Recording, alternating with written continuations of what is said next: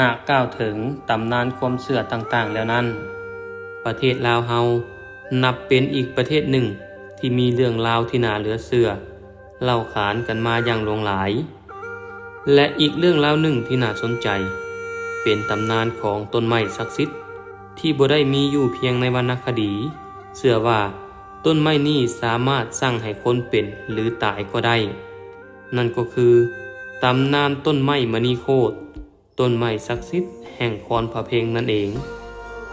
ต้นมณีโคตรเป็นต้นไม้ศักดิ์สิทธิ์ในตำนานที่ชาวลาวให้ความเคารพนับถือหลายตั้งอยู่ที่น้ำตกคอนพระเพงซึ่งเป็นน้ำตกที่มีชื่อเสียงหลายที่สุดของประเทศลาวน้ำตกคอนพระเพงเป็นน้ำตกที่สวยงามลือชื่อของแขวงจำปาสักน้ำตกคอนพระเพงนี้มีน้ำไหลมานับพันปีแล้วบริเวณคอนพระเพงเป็นปากแม่น้ำใหญ่มีความกว้างกว่า1กิโลเมตรและสูงกว่า15เมตร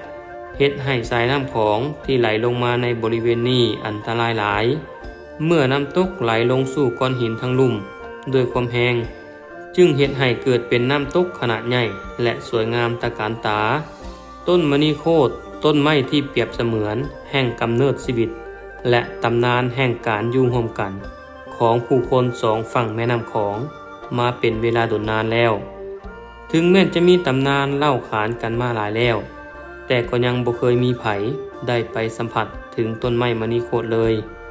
เพราะตำแหน่งที่ตั้งที่สุดแสนอันตรายท่ามกลางแม่น้ำบ่อนที่ต้นมณีโคตรขึ้นอยู่คือหน้าผาสูงชันที่อันตรายน้ำในแม่น้ำของทั้งสายได้ไหลตกลงไปทางลุ่มอย่างรุนแรงตลอดทั้งปีจนกลายเป็นน้ำตกที่ใหญ่ที่สุดในอาเซียนดังนั้นจึงเชื่อว่าผู้ที่อาจเคยผ่านไปใกล้ต้นมณีโคตรที่สุดน่าจะตายไปในหน้าผาน้ำตกนั่นไปหมดแล้วต้นไม้มณีโคตรหรือต้นแก้วมณีโคตร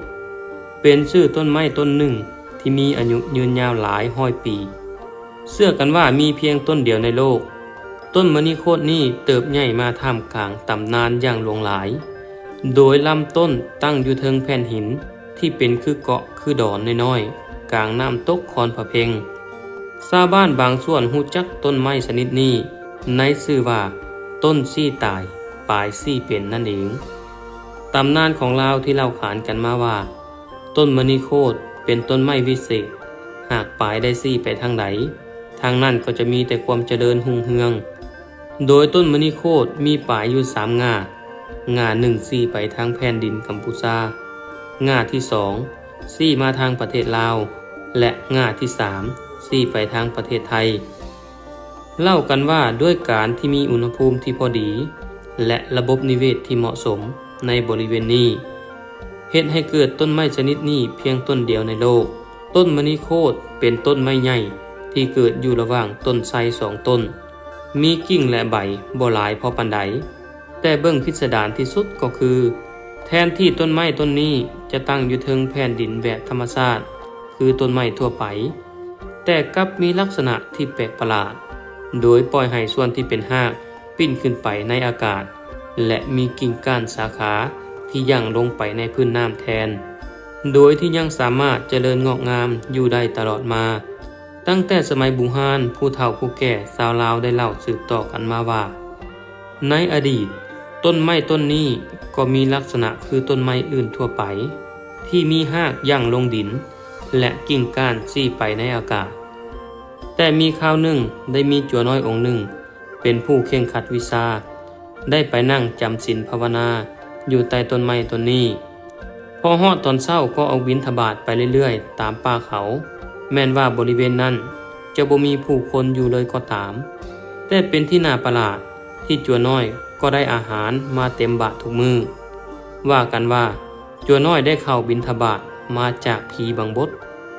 ซึ่งเป็นพูดชนิดหนึ่งที่มีจิตใจโอบอ้อมอารีในบริเวณนั่นเองมีมื้อหนึ่งจั่วน้อยองค์นี้ได้ย่างลุยน้ำเข้าไปในใต้ต้นไม้และอยู่ๆก็หายตัวไป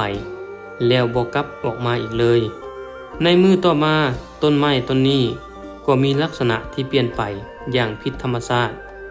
โดยรากได้ปิ้นขึ้นไปทางเทิงฟ้าและกิ่งก้านซี่ลงดิน แล้วก็เป็นเช่นนั้นตลอดมาครั้งหนึ่งในยุคที่ยังมีการเฮ็ดสงครามล่าอาณานิคมคนฝรั่งเศสเคยคิดที่จะระเบิดคอนพะเพงเพื่อให้เรือผ่านขึ้นไปฮอดเวียงจันทน์ได้แต่พยายามเฮ็ดจังไดก็บ่สำเร็จจึงได้สร้างทางรถไฟขนส่งสินค้าและสิ่งของผ่านทางดอนคอนแทนซึ่งปัจจุบันกลายเป็นทางรถขนส่งนักท่องเที่ยวไปชมน้ำตกตาดลีผีนั่นเองนอกจากตำนานความศักดิ์สิทธิ์ตามความเชื่อของชาวลาวแล้วยังมีเรื่องราวเล่าขานกันอีกว่าฝรั่งเศสเคยคิดเอาเรือมาดึงเพื่อล้มต้นไม้มณีโคตรให้ลบลงหวังจะทำลายความเชื่อเรื่องพูดผีและตำนานศักดิ์สิทธิ์ต่างๆของชาวลาวแต่เฮ็ดจังไดก็เฮ็ดบ่สำเร็จว่ากันว่าทหารที่ต้องการพิสูจน์เรื่องเหล่านี้ที่ได้ย่อนโตลงมาจากเฮลิคอปเตอร์แล้วก็ตกลงไปตายกลางแม่น้ำบ่มีไผสามารถลงไปเหยียบแผ่นหินน้อยๆที่เป็นที่ตั้งของต้นไม้มณีโคตรได้เลยส่วนเฮลิคอปเตอร์ที่บินไปใกล้ๆก็ตกลงอย่างบ่ฮู้สาเหตุด้วยเช่นกันเรื่องต้นมณีโคตรนั้นเป็นที่เล่าขานกันมาอย่างยาวนานและเป็นที่รู้จักกันดีในหมู่ชาวลาวและชาวอีสานของประเทศไทยโดยเฉพาะคราวหนึ่งเมื่อ60-70 ปีก่อนมีพระภิกษุรูปหนึ่งได้ธุดงค์มาแถวนี้บ่ว่าเพิ่นจะเดินทางไปทางใดก็มักจะกล่าวกับผู้คนที่พบเห็นอยู่เสมอว่าผู้ใดที่ได้ไปฮอดลีผีหากเป็นผู้บ่มีบารมีแล้วอย่าหวังเลยจะได้เห็นต้นมณีโคตรผู้คนที่มีความเชื่อจึงหลั่งไหลมาเพื่อสมความศักดิ์สิทธิ์ของต้นมณีโคตรอย่างหลวงหลายในที่สุดนอกจากนั้นแล้วชาวลาวยังเล่าถึงต้นไม้มณีโคตรที่เชื่อมโยงกับเรื่องราวรามายณะของอินเดียโดยการเล่าในแบบฉบับของชาวลาวอีกว่าทศเสียรได้มาต่อสู้กับพระลักษมณ์พระรามในแม่น้ำของทหารของทศเสียรถือขุนละมานข่าถึง 4,000 ตนนอนตายกลายเป็นดอนเอิ้นว่า 4,000 ดอนเมื่อข่ายักแล้วได้หักเอาง่าไม้ต้นมณีโคตรมาช่วยรักษาชีวิตฝ่ายตนโดยไม้มณีโคตรมี2กิ่งทางทิศตะวันออก4เป็นคือ4ให้คนตายฟื้นได้ส่วนกิ่งทางตะวันตก4ตายคือ4ให้คนตายได้จึงเฮ็ดให้ฝ่ายพระลักษมณ์พระรามมีชัยชนะบ่หยุดเพียงส่ำนี้เรื่องราวของต้นมณีโคตรที่ได้ปรากฏในวรรณกรรมเรื่องรามายณะในแบบฉบับของลาวนั้นยังมีอีกหลวงหลายที่ยากแก่การจะกล่าวถึงให้เบิดได้ต้นมณีโคตรได้ยืนต้นมาเป็นเวลาหลายกว่า100 ปีผ่านร้อนผ่านหนาวสร้างเรื่องราวตำนานความเชื่อและศรัทธาให้แก่ชาวบ้าน2ฝั่งแม่น้ำคองมาเป็นเวลาดนนานจนในที่สุดก็ได้ถึงคราวต้นไม้ศักดิ์สิทธิ์ที่ได้โค่นล้มและตายลงไปอย่างบ่ฮู้สาเหตุมีบางกระแสข่าวเล่าว่าเหตุที่ต้นไม้มณีโคตรโค่นล้มลงเนื่องมาจากการบวงสรวงที่ต้องเฮ็ดในทุกปีแต่ในปีนั้นได้กระทำผิดพิธีหลังจากเริ่มพิธีเมื่อประมาณ 7 โมงจากนั้นตอน 10 โมงต้นไม้ก็ล้มลงและตายไปในที่สุดแต่ส่วนใหญ่ก็ยังคงเชื่อว่าเพราะต้นมณีโคตรนั้น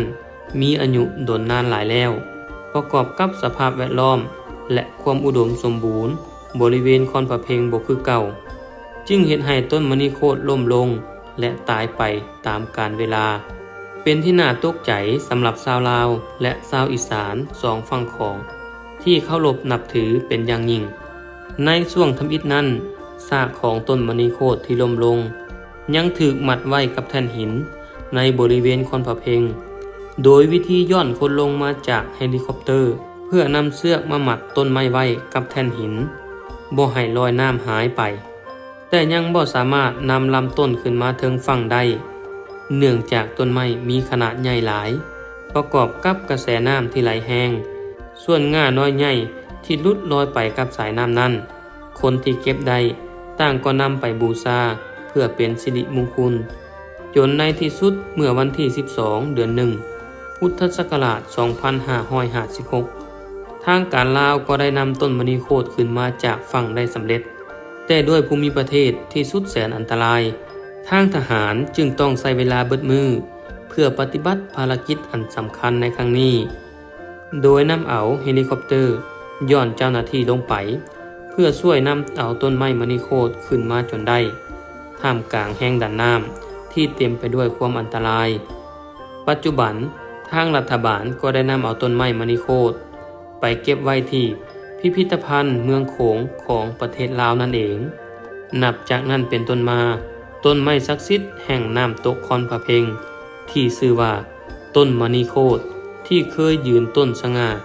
เป็นที่เคารพบูชาของชาวบ้านสองฝั่งแม่น้ำของ4 คนเป็นให้ตาย4 คนตายให้คืน4 พื้นแผ่นดินให้อุดมสมบูรณ์ได้ก็คงจะเหลือเพียงแต่ชื่อและตำนานความศักดิ์สิทธิ์ที่เป็นเรื่องราวเล่าขานส่งต่อความเชื่อให้คนรุ่นหลังได้ศึกษาต่อไปในมื้อนี้ประวัติและตำนานต้นไม้มณีโคตรก็ขอจบลงเพียงเท่านี้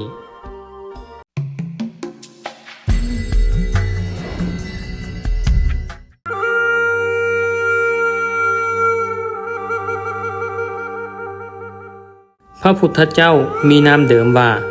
สิทธัตถะโคตมะหรือโคตมะพุทธเจ้านิยมเอิ้นกันว่าพระพุทธเจ้านั่นเองเป็นบรมศาสดาของพุทธศาสนาเป็นผู้สั่งสอนพระธรรมวินัยเจ้าชายสิทธัตถะเป็นราชโอรสผู้ทรงตำแหน่งแห่งสากยะราชกุมารของพระเจ้าสุโธทนะและพระนางสิริมหามายาแห่งสากยะวงศ์โคตมะโคตอันเป็นราชกุลวงศ์ที่ปกครองกรุงกบิลพัสมีนามแต่เยาว์วัยว่าสิทธัตถะเมื่อออกบวชแล้วได้บรรลุธรรมสัมมาสัมโพธิญาณเป็นพระพุทธเจ้าแล้วพระองค์ก็ได้รับการถวายนามต่างๆอย่างดวงหลายเช่นพระสากยมุนีพระพุทธโคดมพระโคดมพุทธเจ้าและตถาคตก่อนที่เจ้าชายสิทธัตถะจะลงมาประสูติเทพถูกสันฟ้าประชุมกันอัญเชิญเทพบุตรโพธิสัตว์ให้จุติมาตรัสรู้เป็นพระพุทธเจ้าก่อนที่จะได้มาเป็นพระพุทธเจ้าเพื่อโปรดชาวโลกนั้นพระบรมศาสดาสัมมาสัมพุทธเจ้าได้ทรงบำเพ็ญเพียรบารมี10 ประการครบถ้วนสมบูรณ์แล้วดังนั้นเห็นว่าการสมบูรณ์ไปด้วยบารมี10 ประการเทวดาในหมื่นโลกธาตุทูลวอนขอว่าข้าแต่พระมหาวีระเป็นการสมควรสำหรับพระองค์ขอพระองค์โปรดอุบัติในพระคานมารดาขอพระองค์ลงไปช่วยมนุษย์โลกพร้อมเทวโลกให้ข้ามโอคะสงสารด้วยเถิดในตอนนั้นพระโพธิสัตว์ก็ยังบ่ทันได้หับปากแก่เทวดาทั้งหลายแต่ทรงกวดเบิ่งมหาโลกวินะทั้งห้าคือกำหนดการทวีปประเทศตระกูลพระชนมยุของพระชนี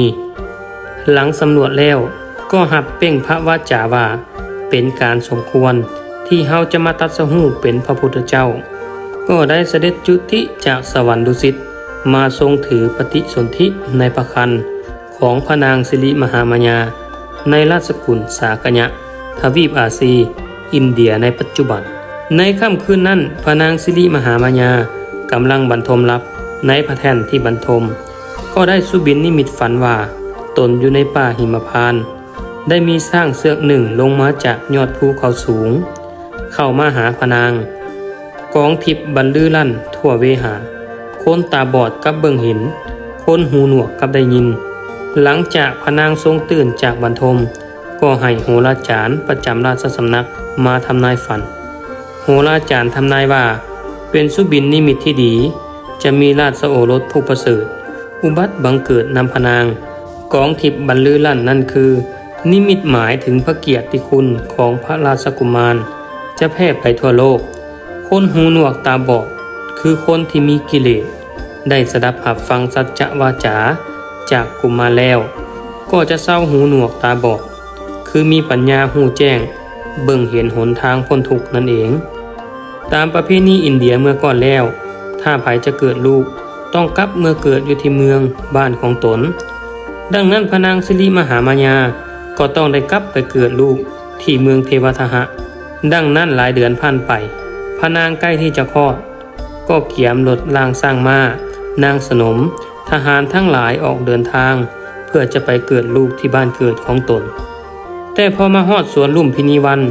ซึ่งเป็นป่าที่อุดมสมบูรณ์สวยงามซึ่งอยู่ระหว่าง เมืองกบิลพัสคือเมืองพ่อของพระพุทธเจ้าและเมืองเทวทหะเมืองแม่ของพระพุทธเจ้าก็ได้พากันพักเศร้าเอาแหงในวันขึ้น15 ค่ำเดือน 6 ปีจอก่อนพศ80ในขณะนั้นพระนางก็เจ็บปวดพระคันขึ้นมาเหตุการณ์ดำเนินไปด้วยความโกลาหลตื่นเต้นพระราชกุมารก็ได้ประสูติในที่นั้นอยู่สวนลุ่มพินีวันกองต้นไม้สาระหรือต้นหังเหตุอัศจรรย์คือพระองค์ประสูติมาก็ย่างได้7 ก้าวพร้อมมีดอกบัวผุดขึ้นมาห้องหับมหาบุรุษราชกุมารอีกด้วยแล้วก็ยกพระหัตถ์มือเปล่งอภิวาจาว่าข้าคือผู้เลิศที่สุดในโลกข้าคือผู้ประเสริฐที่สุดในโลกชาตินี้เป็นชาติสุดท้ายชาติใหม่บ่มีอีกแล้วหลังจากพระนางสิริมหามายาได้ประสูติโอรสแล้วก็ถูกสั่งให้กลับคืนสู่กบิลพัสหลังประสูติ3 วันอสิตดาบสเมื่อท่านหูข่าวพระเจ้าสุโธทนะประมุขกษัตริย์กรุงกบิลพัสทรงมีโอรสใหม่จึงได้เข้ามาเยี่ยมยามถวายพรพระเจ้าสุโธทนะก็ทรงดีพระทัยอย่างยิ่งจึงมนต์ให้นั่งสนทนากันพอท่านดาบสเห็นเจ้าชายน้อยก็มีกิริยาพิษวิสัยสมณะ3 อย่างคือยิ้มแย้มแล้วก็ห้องไห้แล้วกราบพระบาทของเจ้าชายน้อย 1. ท่านยิ้มเพราะรู้ว่าถ้ามหาบุรุษคนนี้อยู่ครองราชสมบัติจะเป็นเจ้าจักรพรรดิผู้ยิ่งใหญ่แต่ถ้าออกบวชจะได้เป็นพระศาสดาผู้ยิ่งใหญ่ที่สุดในโลก 2. ท่านห้องไห้เพราะว่าเสียใจย้อนมีบุญน้อยบ่มีโอกาสที่จะได้รับฟังธรรมจากปากพระพุทธเจ้า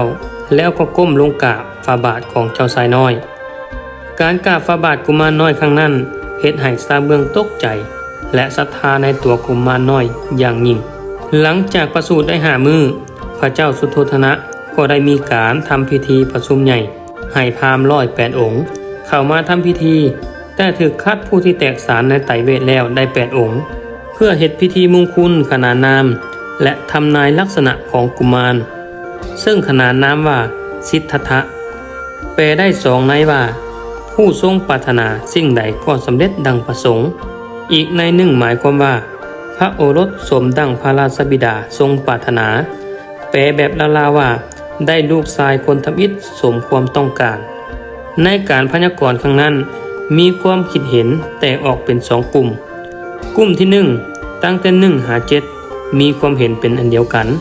ในคำพยากรณ์ว่าถ้าเจ้าชายอยู่ครองราชย์จะได้เป็นจักรพรรดิผู้ยิ่งใหญ่แต่ถ้าออกบวชจะได้ตรัสรู้เป็นพระสัมมาสัมพุทธเจ้าผู้เป็นศาสดาเอกของโลกมีพราหมณ์หนุ่มชื่อว่าอัญญาโกฏัญญะคนเดียวที่พยากรณ์ว่าพระราชกุมารจะเสด็จออกบวชและได้เป็นพระพุทธเจ้าแน่นอนพอพระชนมายุได้16 ปีเจ้าชายศึกษาการใช้ธนูและการปกครองได้อย่างว่องไว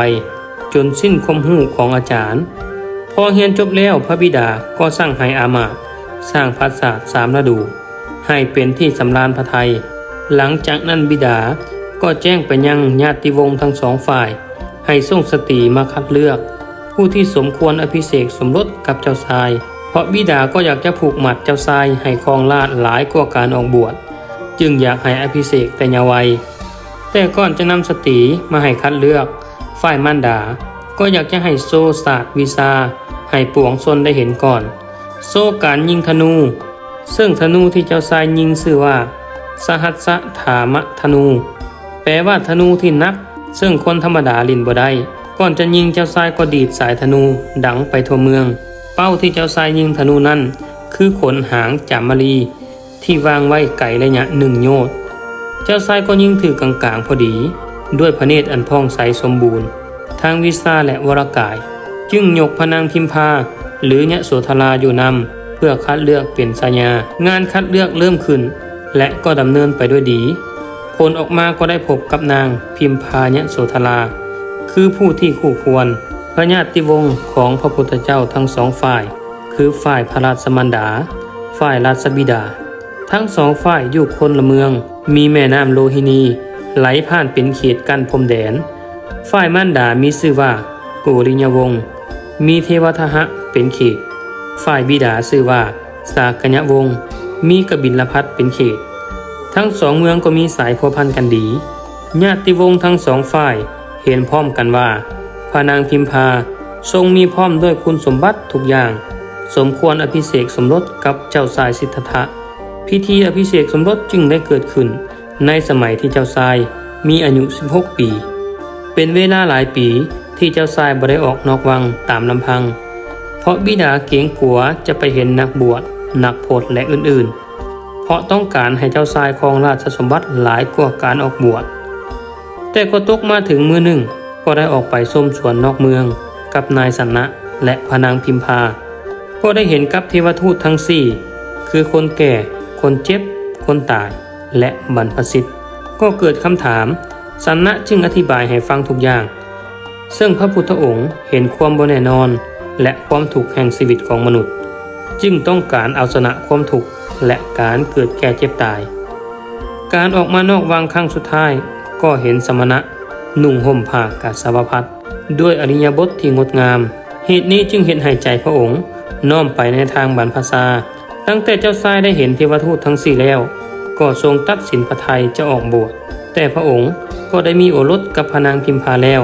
ชื่อลาหุนกุมารแต่ที่ตั้งพระทัยไว้ว่าจะออกบวชก็บ่เปลี่ยนแปลง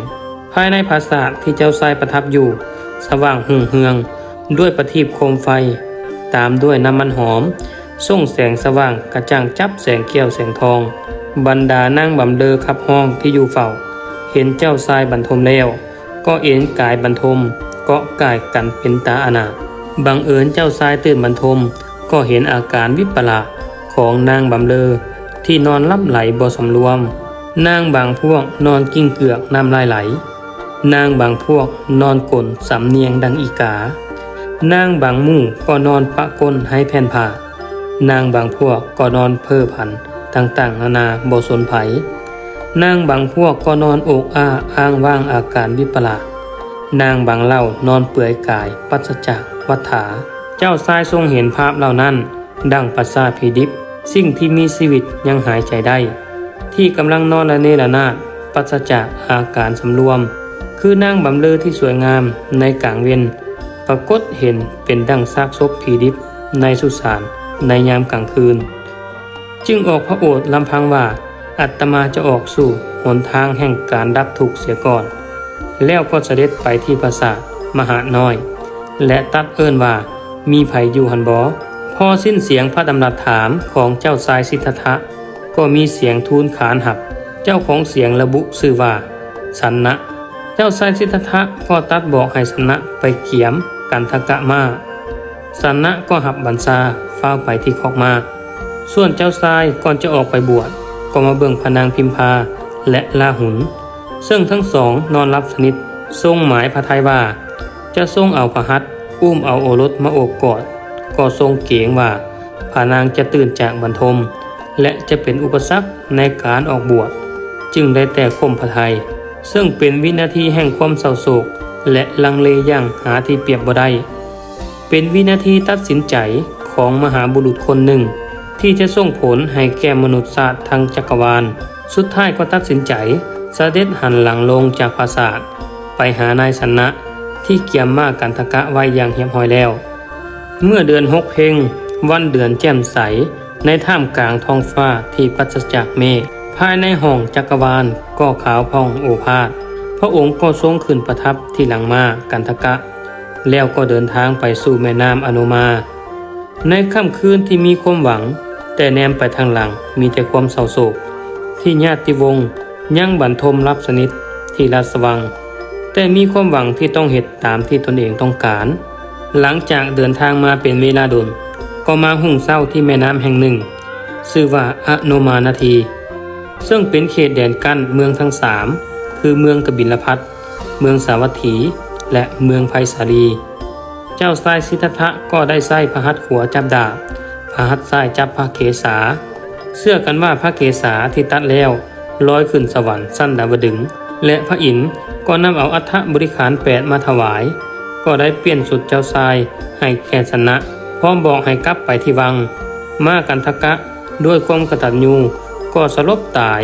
ได้ไปเกิดเป็นเทวดาในสั้นดาวดึงส์ชนะด้วยความเศร้าโศกก็ลั่งน้ำตาอาบแก้ม ย่างกลับวังด้วยความห่างไกลต่อมามีผู้ตามมาเพื่ออุปถากหรือปฏิบัติตาม5 คน นั่นก็คือปัญจวัคคีย์นั่นเอง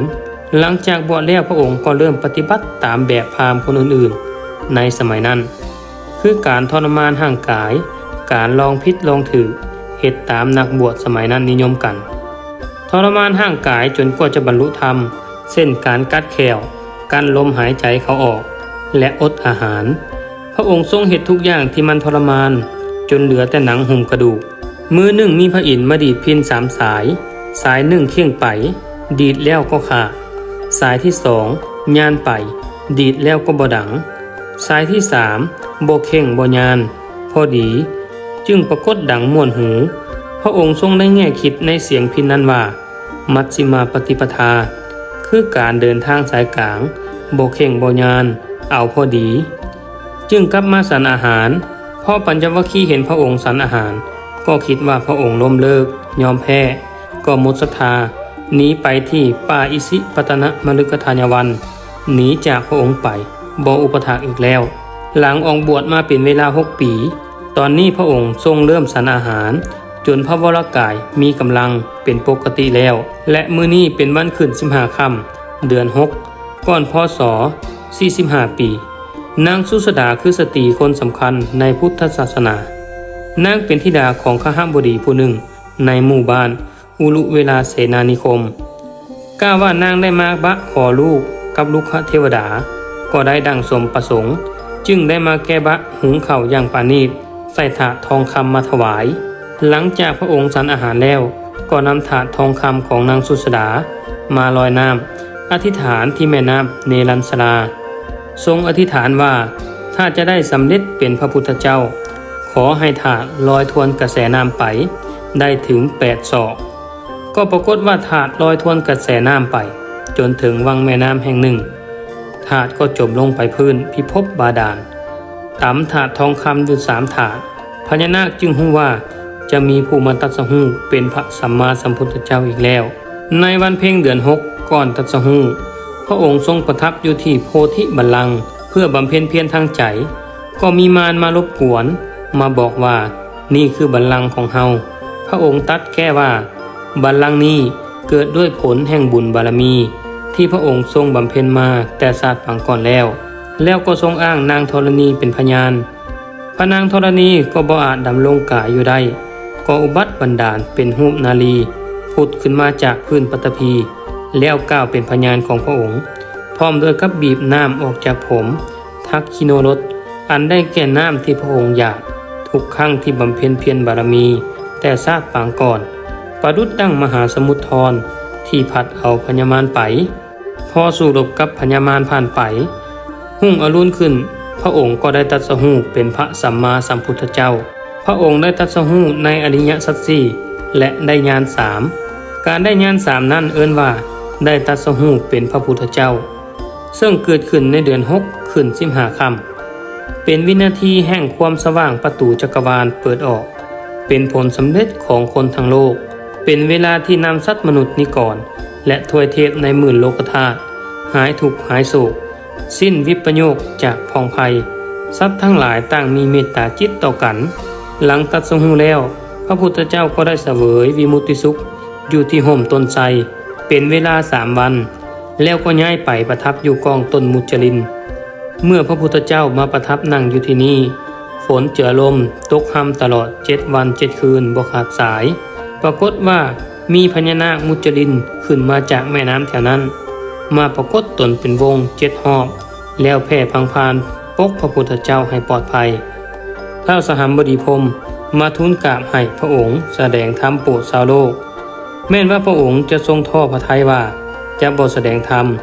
แต่อีกพระทัยหนึ่งมีอำนาจเหนือกว่าคือพระมหากรุณาจึงตัดสินใจพระทัยแสดงธรรมโปรดวินัยสัตว์ทั้งหลายและเห็นระดับสติปัญญาของคนทั้งหลายถึง4 ระดับพระองค์ทรงเปรียบดอกบัว4 เหล่าคือจำพวกที่1คือดอกบัวอยู่ในระดับหน้าน้ำพอได้หับแสงก็บาน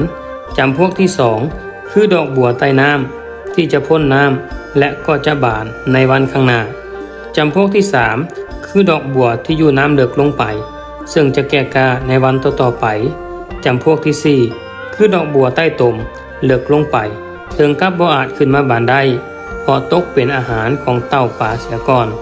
วันขึ้น15 ค่ำเดือน8พระองค์ได้แสดงธรรมโปรดปัญจวัคคีย์เรื่องที่พระพุทธเจ้าทรงแสดงเป็นเรื่องเกี่ยวกับการปฏิเสธสิ่งที่คนทั้งหลายมักกระทำกันคือนักบวชสมัยนั้นนิยมปฏิบัติกันคือการทรมานตนให้ลำบากและการปล่อยชีวิตตนไปตามความต้องการของพระผู้เป็นเจ้าทรงปฏิเสธว่าทั้งสองทางนั้นพระองค์ทรงเคยผ่านและทดลองมาแล้วบ่แม่นหนทางตัดสหูเลยแล้วแนะนำทางสายกลางที่เอิ้นว่ามัชฌิมาปฏิปทาคือปฏิบัติดีปฏิบัติตามมรรคมีองค์8ที่กล่าวโดยย่อคือศีลสมาธิและปัญญาพอแสดงธรรมแล้วโกฏัญญะก็ได้ดวงตาเห็นธรรมเป็นสาวกองค์ธรรมอิฐที่บรรลุธรรมมื้อหนึ่งพระองค์ได้เสด็จกลับไปในวังส่วนพระนางพิมพานับตั้งแต่คืนออกบวชจนเป็นเวลาหลายปีก็บ่เห็นพระสามีเลยจนมาในมื้อนี้เห็นพระสามีกลับมาในฐานะนักบวชตั้งแต่สมัยพระพุทธเจ้าเสด็จออกบวชเป็นต้นมาด้วยความเข้าใจว่าพระนางถือพระพุทธเจ้าปะทิมยิ่งรู้ว่าพระพุทธเจ้ามาเมืองกบิลพัสครั้งนี้ความเสียพระทัยยิ่งเพิ่มหาที่เปรียบบ่ได้พระเจ้าสุโธทนะหับสั่งให้มาเข้าเฝ้าพระพุทธเจ้าพระนางยังมาบ่ได้เลยแม้แต่พระพุทธเจ้าเสด็จมาฮอดปราสาทพระนางแล้วพระนางยังเสด็จมาเองบ่ได้เลยเสนาอำมาตย์สนมทั้งหลายต้องประคองมาพอมาฮอดที่ประทับของพระพุทธเจ้าอยู่นางก็ล้มพุบลงที่ฝ่าบาทพระองค์ห้องไห้เสียใจแทบล้มประดาตายด้วยความหักและคิดฮอดสุดท้ายหลังฟังธรรมเทศนานางจึงซื่นพระทัยขึ้นมาเหมือนกับเกิดใหม่ทันทีและเข้าใจในเหตุผลของพระองค์หลังจากนั้นพระองค์ก็เที่ยวเผยแผ่พุทธศาสนาต่อไปในมือหนึ่งพระองค์พร้อมด้วยพระสงฆ์บริวารได้เสด็จออกจากเขตเมืองไผ่สาลีไปเพื่อเสด็จไปยังกุสินาราสถานที่ทรงกำหนดไว้ว่าจะปรินิพพานแห่งสุดท้ายจนไปฮอดเมืองป่าวาในวันขึ้น15 ค่ำเดือน6ซึ่งเป็นวันก่อนปรินิพพาน1 วันไปพักที่สวนมะม่วงของนายจุนทะนายจุนทะก็ได้นิมนต์พระองค์พร้อมด้วยคณะสงฆ์ไปฉันอาหารอยู่เฮือนเช้าวันเพ็ญเดือน6พอฉันอาหารอยู่ในเฮือนนายจุนทะแล้วหลังจากนั้นก็เกิดอาการอาพาธอย่างหนักก็เดินทางต่อไปจนฮอดเมืองกุสินาราเป็นที่หมายนับเวลาหม้อจ้อเข้ามาแห่งการจากลาของพระองค์พระองค์ทรงเปิดโอกาสให้ทรงสาวกถามว่าองค์ใดสงสัยในพระธรรมวินัยที่พระองค์ทรงสอนจะบ่ได้เสียใจในเมื่อภายหลังว่าบ่มีโอกาสถามปรากฏตามท่องเรื่องในมหาปริพานสูตรบ่มีพระสงฆ์องค์ใดทูลถามพระพุทธเจ้าในข้อสงสัยที่ตนมีอยู่เลยก่อนที่พระองค์จะดับขันปรินิพพานพระองค์บอกให้ถือเอาธรรมวินัยเป็นตัวแทนของพระองค์แต่ยังเทศนาโปรดว่าโดยเรื่องความบ่ประมาทและความบ่แน่นอนจีรังของสังขารอีกด้วยเป็นธรรมหมวดสุดท้ายในชีวิตที่มีลมหายใจอยู่ของพระองค์แล้วพระองค์ก็ดับขันปรินิพพานเต็มไปด้วยผู้คนจำนวนมหาศาลส่งเสียงห้องไห้ไปทั่วทุกมุมเมืองเศร้าโศกโศกาในการจากลาของพระบรมครู